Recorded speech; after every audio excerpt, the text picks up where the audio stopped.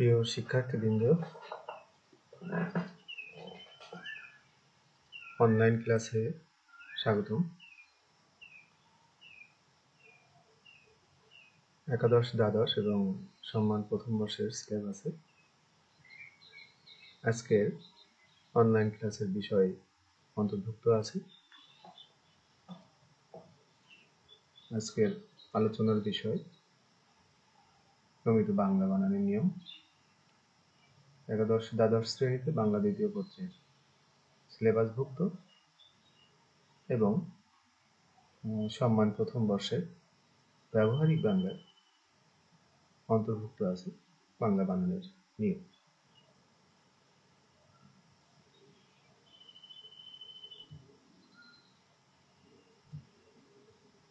শিক্ষক পরিচিতি: মোহাম্মদ ইদ্রিস আলী, সহকারী অধ্যাপক, বাংলা বিভাগ, সরকারি পিএসসি কলেজ, ঝিনাইদহ। আজ আসি আমি তোমাদের সাথে প্রমিত বাংলা বানানোর নিয়ম নিয়ে। প্রকৃতপক্ষে একাদশ, দ্বাদশ শ্রেণী এবং সম্মান প্রথম বর্ষের জন্য বাংলা বানানের নিয়ম সিলেবাসভুক্ত হলেও আমাদের আজকের ক্লাসটি সমস্ত শিক্ষিত বাঙালির জন্যই খুব গুরুত্বপূর্ণ, কারণ সঠিক বাংলায় লিখতে গেলে বাংলা বানানের নিয়ম জানার কোনো বিকল্প নেই। এজন্য যারা এখনো অধ্যয়নের মধ্যে আছে, অধ্যয়ন ছেড়ে যারা এখন চাকরির জন্য প্রস্তুতি নিচ্ছ তাদের জন্য, এবং আমরা যারা লেখাপড়া শেষ করে চাকরির পর্ব শেষ করে আমরা এখন কোনো না কোনো ছোট বড় চেয়ারে বসে আছি, বাঙালি, শিক্ষিত বাঙালি হিসেবে আমাদের এই সবাই প্রমিত বাংলা বানানের নিয়মটি জানা জরুরি। মূলত বাংলা বানানের নিয়ম 4টি ক্লাসে আমি ভাগ করেছি। আজকের প্রথম পর্বে যাওয়ার আগে আমরা প্রথমেই জেনে নিব প্রমিত বাংলা বানানের নিয়ম আমরা কেন শিখব। তোমরা যারা আমার ক্লাস করেছো এর আগে, তোমরা জানো যে আমি ক্লাসে যে কোনো বিষয় পড়ানোর সময়, সেটা ব্যাকরণ হোক বা সাহিত্য হোক বা প্রবন্ধ হোক বা যে কোনো বিষয়ই হোক না কেন, আমার মূল উদ্দেশ্য থাকে যে জিনিসটা আমি তোমাদেরকে পড়াচ্ছি সেটার আসলে ব্যবহারিক কোনো মূল্য আছে কিনা, বা সেটা আমাদের ব্যক্তিগত জীবনে কোনো প্রয়োজন আছে কিনা। যদি আমরা যুক্তি সহকারে মনে করি যেটা আমাদের চলাফেরায় ব্যবহারিক জীবনে প্রয়োজন আছে, তাহলে সেটা পড়তে এবং জানতে আমাদের সুবিধা হয় এবং আন্তরিকতাও চলে আসে।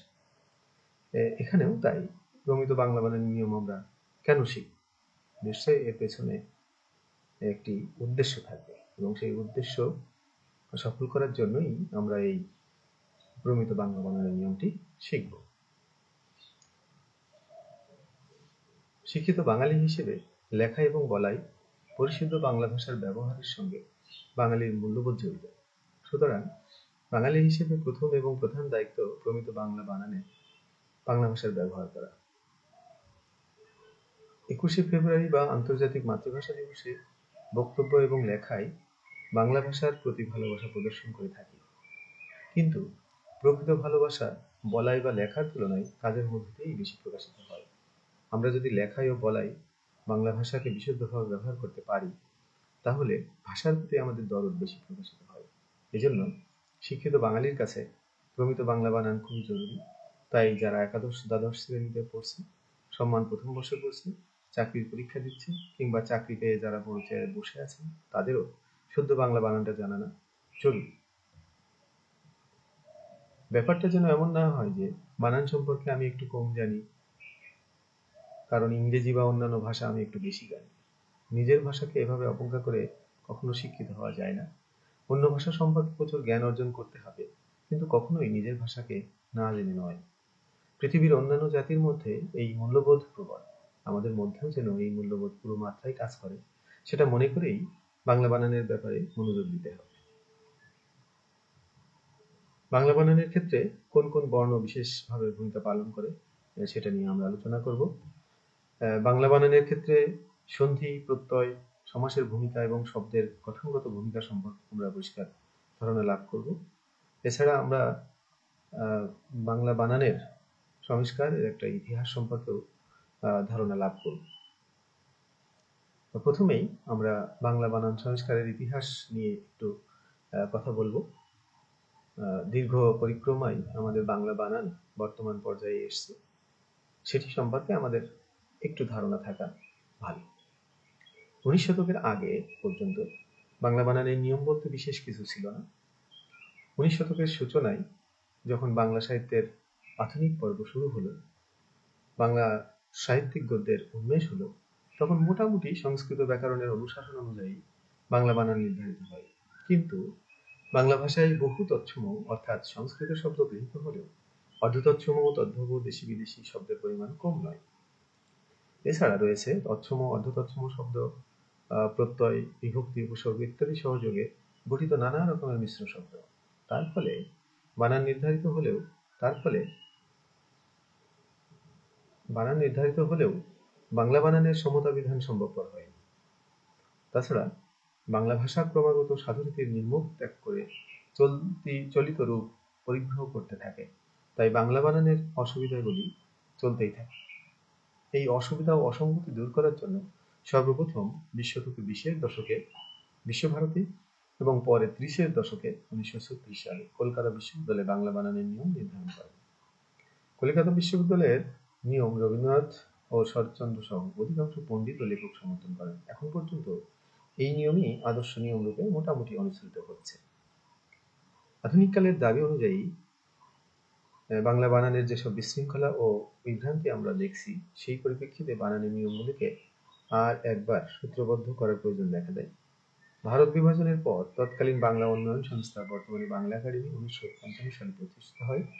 সেই সঙ্গে কয়েকটি প্রতিষ্ঠান ও কোনো ব্যক্তি বাংলা বানান ও লিপির সংস্কারের চেষ্টা করে, কিন্তু তা খুব একটা আলোর মুখ দেখেনি। এরপর বাংলা একাডেমি বানানকে নিয়মিত অভিন্ন প্রমিতকরণের ব্যবস্থা করে 1992 সালে। জাতীয় শিক্ষাক্রম ও পাঠ্যপুস্তক বোর্ডও 1988 সালে আলাদা বানানের নিয়ম চালু করে।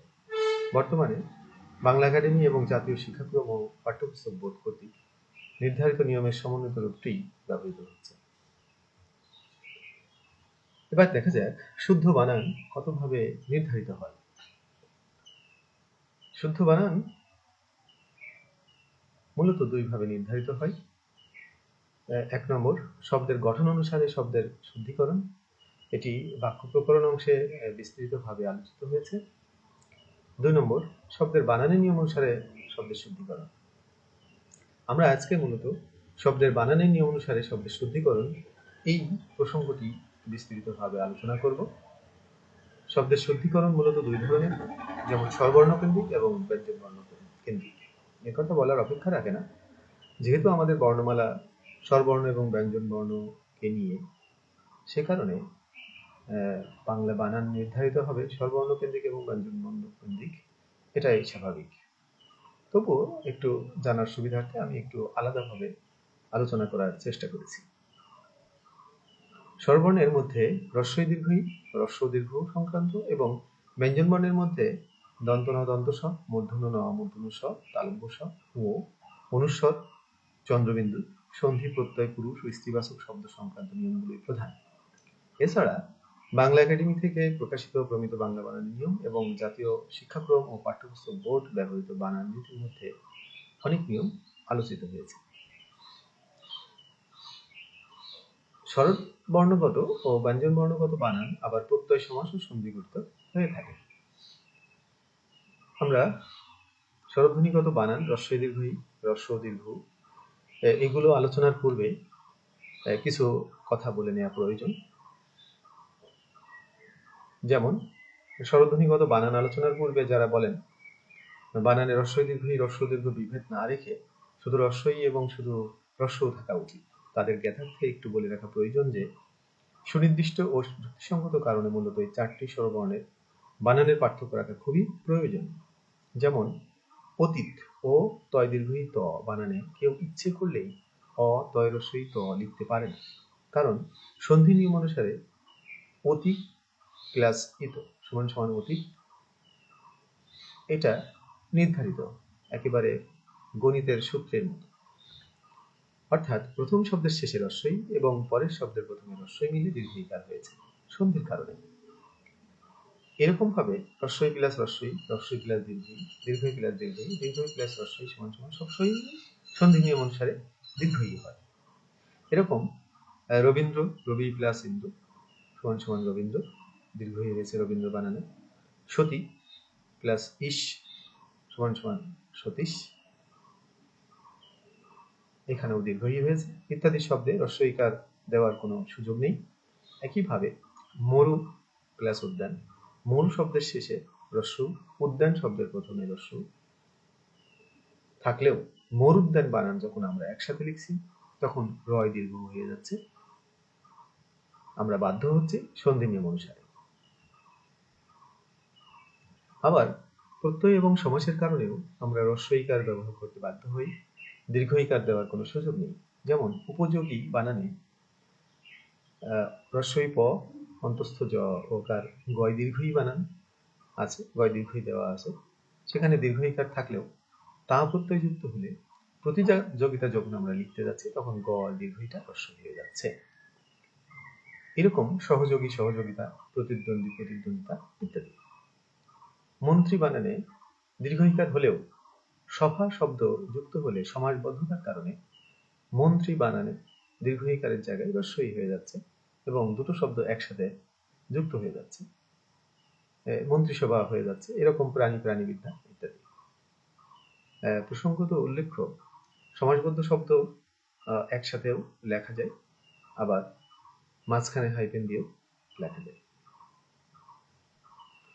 আবার কিছু বানানে রস্বই ও দীর্ঘইকার না মানলে পুরো অর্থটাই পরিবর্তন হয়ে যায়। যেমন অধিক অর্থে বেশি, বয়েকের তালব্য স দীর্ঘই লিখলে চরম ভুল হবে।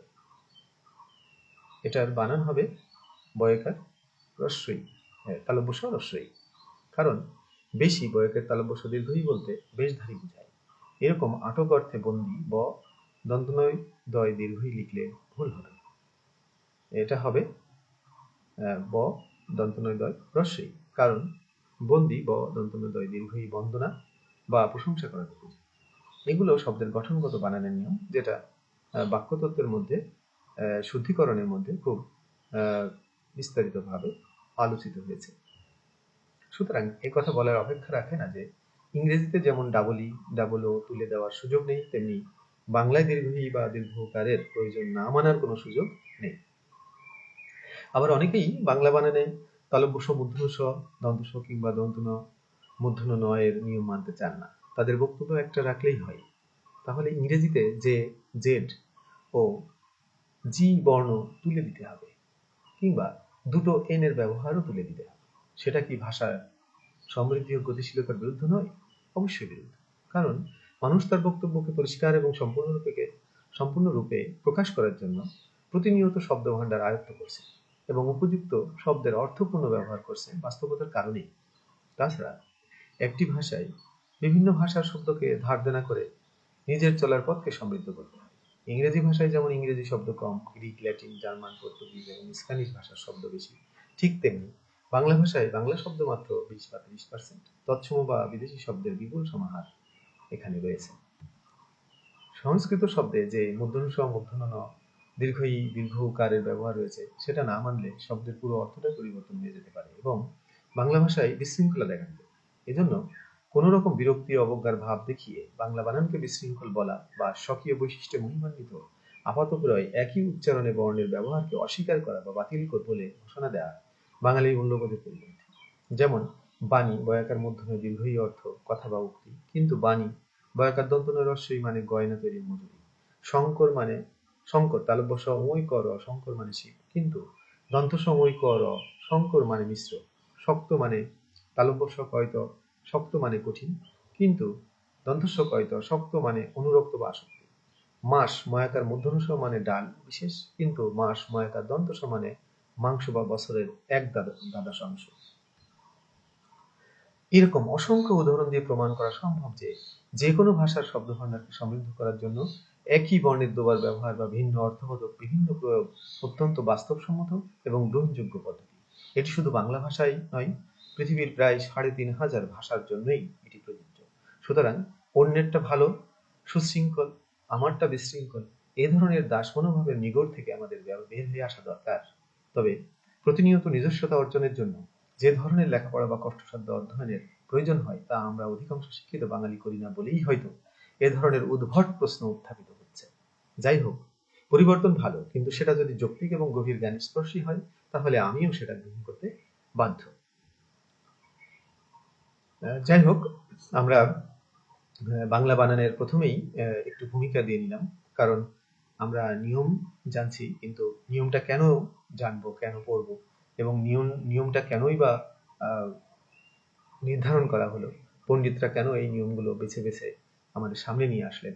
বাংলা শব্দকে, বাংলা ভাষাকে সমৃদ্ধ করার জন্য শুধু নয়, আরো যে অন্য কিছু মানসিক কারণ আছে, এবং অন্য আরো যে ভাষাগত ব্যাপার আছে, এবং আমাদের ভাষাকে সামনে এগিয়ে নেওয়ার জন্য, গতিশীল করার জন্য তাদের এই নিয়মগুলো যে আমাদের প্রত্যেক বাঙালিকেই যে রপ্ত করতে হবে, সেটা একটু জানানোর জন্যই, এবং বিভিন্ন ধরনের মনের মধ্যে বিরুদ্ধ প্রশ্ন উত্থাপিত থাকায় সেগুলো আমি ধরে নিয়েই একটু জবাব দেওয়ার চেষ্টা করলাম। এখন আমরা সরাসরি বাংলা বানানের নিয়মে প্রবেশ করব, এবং সেটা অবশ্যই রস্বই। আজকে প্রথম ক্লাসে আমরা রস্বই কারের নিয়ম নিয়ে আলোচনা করব। এখানে দেখা যাচ্ছে যে বাংলা বানানের রস্বই কার ব্যবহারের 5টি নিয়ম দিনাজপুর বোর্ড 2016-17 সালে, সিলেট বোর্ড 2016 সালে এসছে, এবং সমান প্রথম বর্ষে প্রত্যেক বছরই বাংলা বানান নিয়ে প্রশ্ন থাকে। নিয়ম 1, বৈবাহিক সূত্রে সম্পর্কিত স্ত্রীবাচক শব্দে রস্বইকার হয়, যেমন পিসি, মাসি, মামি, দাদি, নানি, চাচি, বৌদি, দিদি, কাকি, জেঠি, বিবি, গিন্নি ইত্যাদি। 2 নম্বর নিয়ম, বাংলা ক্রিয়াবাচক শব্দে রস্বইকার ব্যবহৃত হয়, যেমন লিখি, করি, ধরি, শিখি, পড়ি, বলি, লিপি, বলবি, করিস ইত্যাদি। এটা আমি মূলত যে রস্বইকারের যে নিয়মগুলো আমরা প্রায়শ ভুল করে থাকি, এবং একটুখানি নিয়মগুলো মনে থাকলেই আমরা মনে হয় সঠিক বানানে লিখতে পারবো, যে কারণে আমি বেছে বেছে যেগুলো একেবারেই আমাদের না জানলেই নয় সেইগুলো নিয়েই আমি মূলত আলোচনা করেছি, এবং এইগুলো জানলে আমার মনে হয় যে বাংলা ভাষা লিখতে গেলে অন্তত ভুলটা আর হবে না। এর বাইরেও দু একটা নিয়ম থাকতে পারে, তবে আমরা এগুলো জানলে অনেকটাই শুদ্ধ বানানের ক্ষেত্রে এগিয়ে থাকতে পারবে। 3 নম্বর নিয়ম, দেশি, তদ্ভব বা খাঁটি বাংলা এবং অর্ধতৎসম শব্দের ক্ষেত্রে সাধারণত রস্বইকার হয়, যেমন দেশি শব্দ গাড়ি, চিংড়ি, ঝিঙা, বটি, ডিম, ঢেকি, ঘুড়ি, ঝিনুক, ঢিল, ছুরি, বিড়ি, বুড়ি, মুড়ি, লাঠি, সরকি, ঘড়ি, ছড়ি ইত্যাদি। তদ্ভব বা খাঁটি বাংলা শব্দ কুমির, পাখি, পিসি, বাড়ি, মাসি, হাড়ি, দেউড়ি, পিঠ, পুঁজি, পুঁথি, বিজলি, মাটি, হাতি ইত্যাদি। অর্ধতৎসম শব্দ সিঁড়ি, গিন্নি, মিছা, রাত্রি ইত্যাদি। 4 নম্বর নিয়ম, ইংরেজি শব্দের রস্বইকার হয় সবসময়, যেমন library, degree, primary, table, steamer, office, cricket ইত্যাদি। 5 নম্বর নিয়ম, বিদেশি শব্দে রস্বই বা রস্বইকার হয়, যেমন আরবি শব্দ ইমান, কামিজ, খলিফা, গরিব, মিছিল, মৌলভী, শরীফ, শহীদ ইত্যাদি। ফার্সি শব্দ কাবিন, কারিগর, খরিদ, রুজি, সিন্নি, সুপারিশ, দুনিয়া ইত্যাদি। ইংরেজি committee, degree, notice, meeting, league, speaker ইত্যাদি। এখানে ইংরেজি আলাদা নিয়মে না দিলেও হতো, যদিও ইংরেজি ইন্টারন্যাশনাল ল্যাঙ্গুয়েজ, সেই হিসেবে এটা আমাদের কাছে এটা বিদেশিও, তারপরেও একটু আলাদা করে দেওয়া, যেহেতু আমরা হরহামেশা ইংরেজি ব্যবহার করি, এই কারণে একটু জোর দেওয়ার জন্যই আলাদা নিয়ম করেছি। 6 নম্বর নিয়ম, জাতিবাচক ও ভাষাবাচক শব্দে হ্রস্বইকার হয়। যেমন বাংলাদেশি, হিন্দি, আরবি, ইংরেজি, ইরাকি, ইরানি, জাপানি, পাকিস্তানি, বাঙালি, বিহারি, সিংহলি, হিন্দুস্তানি।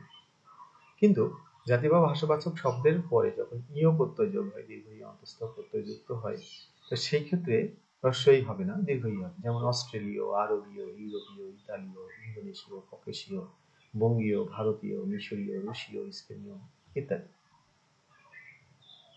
7 নম্বর নিয়ম, অঞ্জলি, আবলি, আলি, আমি, আনি, আরি, উরি, ইমা, ইত, ইক, ইকা, ইত্র, ইষ্ট, ইষ্ঠ, আনি, গিরি, চি, দানি, দারি ও বাজি ইত্যাদি যুক্ত হলে ওই শব্দের মধ্যে বা শেষে কখনোই দীর্ঘই হবে না, সবসময় হ্রস্বইকার হবে।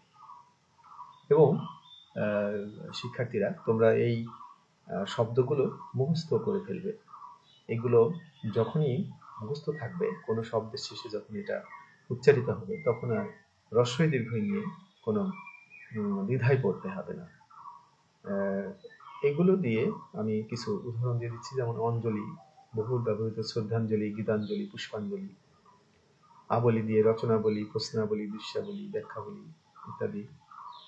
আলি দিয়ে বিশেষণবাদক শব্দ আছে, এগুলো সোনালী, রূপালী ইত্যাদি, হেয়ালি, খেয়ালি, মিতালি, রূপালী, বর্ণালী। আমি দিয়ে পাগলামি, ন্যাকামি, ভণ্ডামি, চিত্রামি। আরি উড়ি দিয়ে আছে কাটারি, ভিখারি ইত্যাদি। আনি দিয়ে আছে উড়ানি, গোঙানি, ঝাঁকানি, চালানি ইত্যাদি। এরকম অসংখ্য শব্দ আছে, আমি কিছু মাত্র উদাহরণ দিলাম। 8 নম্বর নিয়ম, হ্রস্বই প্রত্যয় যুক্ত করে বিশেষণবাচক শব্দ তৈরিতে অতৎসম শব্দের হ্রস্বইকার হয়। যেমন আসমানি, কেতাবি, গোলাপি, দরদি ইত্যাদি।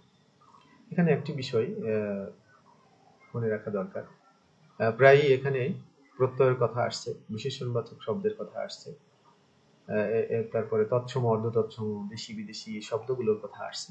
এগুলো সম্পর্কে অবশ্যই কিছুটা পরিষ্কার ধারণা থাকলে এই বানানের নিয়মগুলো রপ্ত করতে আরো সুবিধা হবে। আশা করছি এরপরে আমরা এগুলো নিয়ে একটু আলাদা করে আলোচনা করব। আচ্ছা, 9 নম্বর নিয়ম, পদশ্রিত নির্দেশক টি যুক্ত শব্দে সবসময় হ্রস্বইকার হয়। যেমন ছেলেটি, বইটি, কলমটি, শিশুটি ইত্যাদি। 10 নম্বর নিয়মে অতৎসম প্রাণীবাচক শব্দের শেষে সাধারণত হ্রস্বইকার হয়। যেমন হাতি, প্রজাপতি, তিমি, বুলবুলি, খাসি, জোনাকি, পুঁটি, মুরগি, চিংড়ি, বেজি ইত্যাদি। প্রাণীবাচক হয়েও তৎসম শব্দ হওয়ার কারণে পক্ষী, ফণী, হস্তি, উষ্ট্রী, সাগি, সিংহী, হরিণী, হস্তিনী, ব্যাঘ্রী দীর্ঘই হয়েছে। এগুলো তৎসম হওয়ার কারণে। এই তৎসম শব্দ থেকেই মূলত ওই শব্দগুলো অতৎসম হয়ে গেছে, সে কারণে দীর্ঘইকার আর থাকছে না। যাই হোক, 11 নম্বর নিয়ম, ব্যতিহারী ক্রিয়াপদের ক্ষেত্রে হ্রস্বইকার হয়। যেমন ছাড়াছাড়ি, বাড়াবাড়ি, হাতাহাতি, চলোচলি, কানাকানি, মারামারি, লাঠালাঠি, হানাহানি ইত্যাদি। ব্যতিহার অর্থ সামান্য পরিবর্তনে একই শব্দের দুইবার ব্যবহার। 12 নম্বর নিয়ম, ব্যক্তির কর্ম বা পেশাগত সূত্রে অতৎসম শব্দের হ্রস্বইকার হয়। যেমন কেরানি, পাদ্রী, মুহুরী, মুন্সি ইত্যাদি। 13 নম্বর নিয়ম, দীর্ঘই বা দীর্ঘইকার যুক্ত তৎসম শব্দ তদ্ভব শব্দে রূপান্তরিত হলে দীর্ঘইকারের পরিবর্তে হ্রস্বইকার হয়। যেমন কুম্ভীর থেকে কুমির, পক্ষী সংস্কৃত কিন্তু পাখি অতৎসম, বংশী তৎসম কিন্তু বাঁশি অতৎসম, বাটি তৎসম কিন্তু বাড়ি অতৎসম, হস্তি তৎসম কিন্তু হাতি অতৎসম। এরকম অনেক শব্দ আছে। 14 নম্বর নিয়ম, দুটি অর্থপূর্ণ শব্দ সমাসবদ্ধ হলে প্রথম শব্দের শেষের দীর্ঘইকার হ্রস্বইকার হয়, কিন্তু এককভাবে লিখলে দীর্ঘইকার হবে। যেমন পক্ষী কিন্তু পক্ষী কই, এখানে যুক্ত করে লেখা হয়েছে, অর্থাৎ সমাসবদ্ধ করে লেখা হয়েছে, যে কারণে পক্ষী বানান কিন্তু সংস্কৃত হওয়া সত্ত্বেও দীর্ঘই হয়নি, কারণ এর সাথে কুল শব্দটি যুক্ত আছে, পক্ষী কই। ঠিক একইভাবে প্রাণী প্রাণীবিদ্যা, স্বামী স্বামীগৃহ। কিন্তু এই যে পক্ষী, প্রাণী, স্বামী, এগুলো যদি এককভাবে লেখা হয় অর্থাৎ আলাদাভাবে লেখা হয়, কোনো শব্দ যুক্ত না হয়, তাহলে কিন্তু রস্বই দীর্ঘই হবে। 15 নম্বর নিয়ম, দীর্ঘইকার যুক্ত কোনো শব্দের শেষে তয়াকার তয় বা ফলা প্রত্যয় যুক্ত হলে শব্দটির সামনে বানানে রস্বইকার হয়। যেমন তা দিয়ে উকারি বকারিতা, স্থায়ী স্থায়িত্ব, দায়ী দায়িত্ব। 16 নম্বর নিয়ম, বস্তুবাচক শব্দের শেষে রস্বইকার হয়। যেমন চিরুনি, ঝুড়ি, টুপি, তুলি, চাবি, আলমারি, কলসি, গদি, বিচি ইত্যাদি। 17 নম্বর নিয়ম, ভাববাচক ও কর্মবাচক শব্দে রস্বইকার হয়। যেমন চালাকি, চালাকের ভাব চালাকি, এবং সেটা অবজেক্ট হয়ে যাচ্ছে চালাকি, এই জন্য কর্মবাচক বলা হচ্ছে। দালাল থেকে দালালি, দালালের ভাব দালালি, বজ্জাতি, শয়তানি, কবিরাজি, আমদানি, ডাকাতি, মাস্টারি, সওদাগরি, অংশীদারি, আজগুবি, আজাদি, ইউনানি, অ্যালোপ্যাথি, ওস্তাদি, জমিদারি, জালিয়াতি, টিউশনি, ডাক্তারি, রাহাজানি, সেলামি ইত্যাদি। এই 17টি নিয়ম আজকে ক্লাসে নির্ধারিত ছিল। আজকের ক্লাসে এই 17টি নিয়মই আমরা আলোচনা করলাম, এবং এই 17টি নিয়ম আমরা বুঝেছি কিনা, আমরা মনে রাখতে পারছি কিনা, তার জন্য একটা মূল্যায়ন টেস্ট নিজে নিজে এই ঘরে বসে করা সম্ভব, সেটাও আমি এখানে দিয়ে দিয়েছি। সেটা এইভাবে পরীক্ষা নেওয়া যেতে পারে। নিচের অশুদ্ধ বানানগুলো শুদ্ধ করতে পারলে বোঝা যাবে রস্বইকার নিয়ম কিছুটা হলেও আয়ত্তে এসেছে। এখানে অনেকগুলো শব্দ দেয়া আছে। এখানে এটা যদি আমরা রপ্ত করতে পারি তাহলে কিছুটা হলেও আত্মবিশ্বাস আসবে যে আমি বাংলা বানানের রস্বইকারের নিয়মটি কিছুটা হলেও আয়ত্তে এসেছে। বিশেষ একটা জ্ঞাতব্য, সেটি হচ্ছে শিক্ষার্থীদের জ্ঞাতার্থে বা সুবিধার্থে একটি তথ্য জানিয়ে রাখা ভালো যে আমার লিখিত ক্লাসিক বাংলা ব্যাকরণ নির্মিত বই থেকে মূলত আমি এই নিয়মগুলো আলোচনা করেছি। অনেকের কাছে বইটি আছে। এই ভিডিওটি দেখার সময় বইয়ের সঙ্গে মিলিয়ে পড়লে আরো উপকৃত হওয়া সম্ভব, কারণ অনেক উদাহরণ আছে যে উদাহরণগুলো এখানে স্বল্প পরিসরে দেওয়া সম্ভব না। সেটি বইতে বিস্তৃতভাবে আছে। বইটি যদি হাতের কাছে থাকে, সংগ্রহে থাকে, তাহলে বইটির সাথে মিলিয়ে পড়লে আরো একটু উপকৃত হওয়া যাবে বলে আমি মনে করি। এই ছিল আজকে আমাদের ক্লাস। আশা করি আমরা সামনের ক্লাসে দীর্ঘইকারের নিয়মগুলো নিয়ে কথা বলবো, এবং আশা করি তোমরা এই দুর্যোগকালীন সময়ে ঘরে থাকবে এবং ঘরে থেকে তোমাদের পড়াশোনাটাকে এগিয়ে নিবে এবং সবসময় অনলাইন ক্লাসের সঙ্গে থাকবে। সরকারি কেসি কলেজ অনলাইন পাঠদান, সরকারি কেসি কলেজে একটি ফেসবুক আইডি খোলা হয়েছে, ওখানে তোমরা ঢুকে তোমরা এই ক্লাসগুলো করতে পারবে। এই দুর্যোগকালীন অবশ্যই ঘরে থাকতে হবে, ঘরের বাইরে যাওয়া যাবে না, কারণ বাইরে আমরা যত যাব বিনা কারণে ততই আমাদের এই ভাইরাসটি সংক্রমিত হবে এবং আমরা বিপদের মধ্যে পড়ব। সবচেয়ে বড় সমস্যা হচ্ছে আমাদের পরিবার কিন্তু বিপদের মধ্যে পড়বে, কারণ একটি পরিবারে শিশু সন্তান থেকে বৃদ্ধ সবাই থাকে, সেই দিকে আমাদের একটু খেয়াল রাখা দরকার।